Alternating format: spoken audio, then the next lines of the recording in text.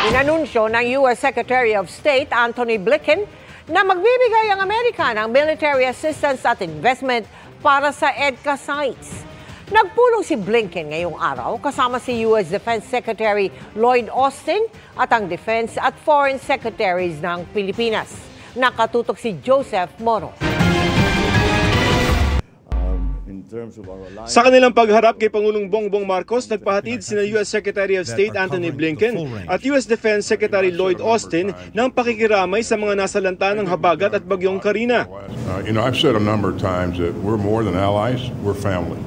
And it always feels that way when I'm working with our colleagues. And I'm always very happy that these communication lines are very open so that all the things that we are doing together in terms of our alliance, in terms of the specific context of our situation here in the West Philippine Sea and in the Indo-Pacific, are continuously examined and re-examined. So we are agile in terms of our responses. Nasa bansa ang dalawang kalihim ng Amerika para sa 2+2 ministerial meeting ng Foreign Affairs at Defense Department ng Pilipinas at Amerika.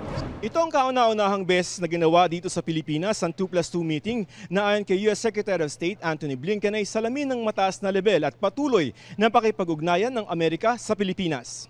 Sa pulong naman ng dalawa kina Defense Secretary Gilbert Chodoro at Foreign Affairs Secretary Enrique Manalo, inanunsyo ni Blinken na magbibigay ng $500 million na military assistance at $128 million na investment sa mga EDCA site na gagamitin sa pagsasamoderno ng ating militar. At ang pagtulong daw ng Amerika sa Pilipinas ay para mapanatili ang status quo sa rehiyon, partikular sa bahagi ng Taiwan.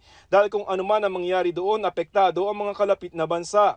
I think there's a recognition around the world that were there to be some kind of crisis on Taiwan, it would affect everyone. It would have global impact. Thank you. Sa pulong na nagtagal ng halos 4 na oras na pag-usapan ng kasunduan ng Pilipinas at China tungkol sa mga rotation and reprovisioning o RORO mission sa mga tropa ng Pilipinas sa Ayungin Shoal. Natutuwa raw ang Amerika na walang pangharas na nangyari sa resupply mission noong July 27. Ayon kay Secretary Manalo, naging mapayapa ang pinakabagong resupply mission dahil sa tinawag niyang exchange of information. And China must not do anything. When we say, okay, we're going to Ayungin, walang gagawin China, sir. What do you mean? Yeah, that's part of it. Nothing. Because we've exchanged information.